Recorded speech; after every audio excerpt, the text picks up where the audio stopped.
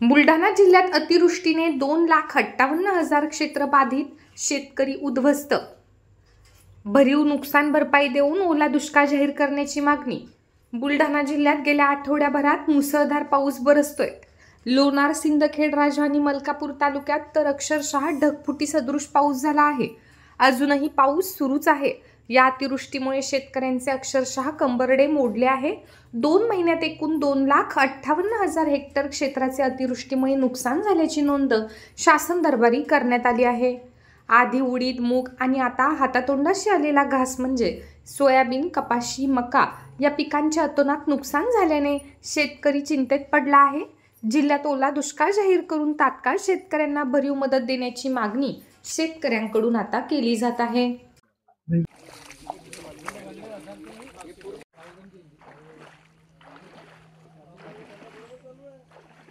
आमचा आता सकाळी 4:30 वाजल्यापासून पाऊस चालू झाला तर सकाळी 7:30 वाजेपर्यंत कंटिन्यू पाऊस पडला. आमचं मोठ्या प्रमाणात नुकसान झालं. आता आमचं सरकारकडे एकच मागणी आहे की आमचा ओला दुष्काळ जाहीर करा.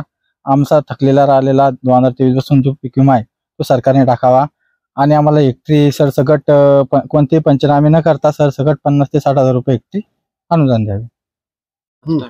आज सकाळी 4:30 वाजेपासून इतका खूप पाऊस झाला की अतिवृष्टी झाली. शेतामध्ये कमरे इतकं घुटण्या इतकं पाणी आलं आणि सरकारकडे माझी एकच मागणी आहे की ओला दुष्काळ जाहीर करा आणि 23 पासून रखडलेले पीक विमा, रब्बी आणि खरीपचे पीक विमा द्यावा, कर्जमाफी करावी. बस. नुकसान तर आमचं 100% झालं. हे सगळं पाण्यामुळे सगळं सडून राहिलं आणि एक तर शेतकऱ्यावर कर्ज आहे, मालाला भाव नाही, शेती नापिकी उरायली. शेतकऱ्यांना काय करावं, आम्ही भाषा घ्याव. सगळी नापिकी झाल्यामुळे आमचं काहीच नाही. एक तर मुलं बाळ पोषणं आम्हाला कठीण झाले. जिल्ह्याचं सरासरी पेरणी क्षेत्र जे आहे ते 7,35,000 हेक्टर इतकं आहे आणि प्रमुख पिकं जी आहेत ते सोयाबीन, कापूस, तूर ही प्रमुख पिकं आहेत.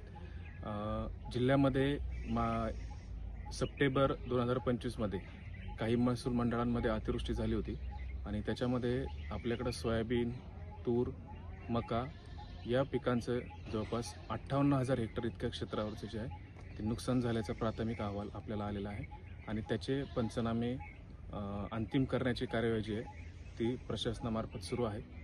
माहे ऑगस्ट अखेरपर्यंत आपण जवळपास आपल्याकडचं 2,58,000 हेक्टर इतकं क्षेत्र जे ते बाधित झालेलं होतं आणि त्याचे अंतिम पंचनामेसुद्धा शासनाला सादर केलेले आहेत.